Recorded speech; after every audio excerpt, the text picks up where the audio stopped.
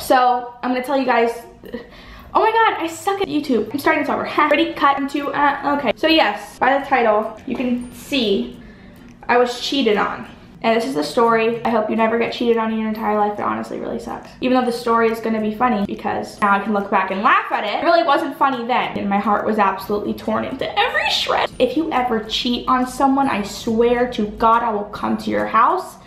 You don't know what's gonna happen next. Okay, so I was dating this kid who honestly, I don't know why I was dating him because he is a really sucky person, and if he's watching this, then I really don't care. But I ended up dating this guy because it seemed like, you know when you meet a boy and you're like, oh my god, they're such a bad boy. It's like, ugh, I don't want to date them because I know I'm gonna get my heart broken in the end, but like it seems so mysterious, so I'm just gonna go for it. Like that was my logic. So that's exactly what I did. I was about 14 years of age. Honestly, things were going just fine. I really liked him. We'd go to each other's houses. We'd go swimming in his pool. Typical 14-year-old things to do. We would watch movies. I had a best friend at the time who was older than me. I think about 1 or 2 years older than me. But we were like best friends. It was me, her, and this other girl. Us three, four of us. She happened to be very close to this boy that I was dating. I never thought anything of it because you're my best friend. Like you would never do anything to hurt me, right? I was wrong, stupid Ariel. Okay, anyways. So, everything was going very smoothly. I would talk about this kid all the time. We went to the same school, blah, blah, blah, blah, blah. This best friend of mine one day came over to this kid's house with me. And that day, I noticed they were being very, like too much, you know? It's one thing to look at each other, but it's another thing to be hugging. And I was sitting right there and I was like, what's going on here? Like, why are you guys so touchy? What's happening? So yeah, so I was not okay with that. But I didn't say anything because I felt like I didn't have enough evidence to prove anything, you know? it was all in my head. I was probably overthinking like, oh, like they're just being really huggy because, I don't know, they're just wanting to be huggy. Wrong, you know, whatever.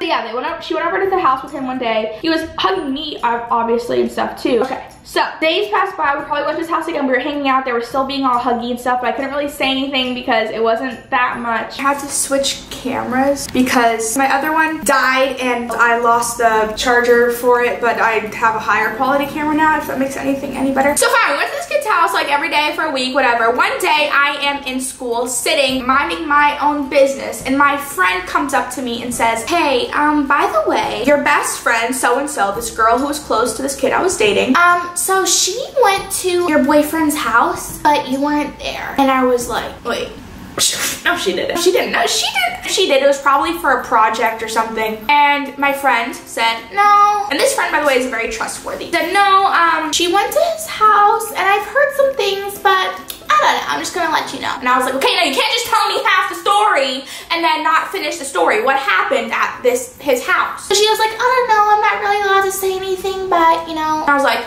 okay, fine. I went to the girl and I was like, so you went to blah blah blah's house without me there. Nobody else was there besides you and him. And she was like, yeah, I don't know. She was like denying it and I was like, okay, I know because the way you're acting, I know. You went to his house. She was like, no, whatever. And I was like, okay, you know what? Fine, just don't. That's kind of weird, so just don't do it again. Just like let me know, or at least give me a heads up like, hey, I need to go to his house. Don't just go. That was like first period. Lunch comes around. I was in middle school, by the way. And I hear from somebody else that your best friend kissed your boyfriend.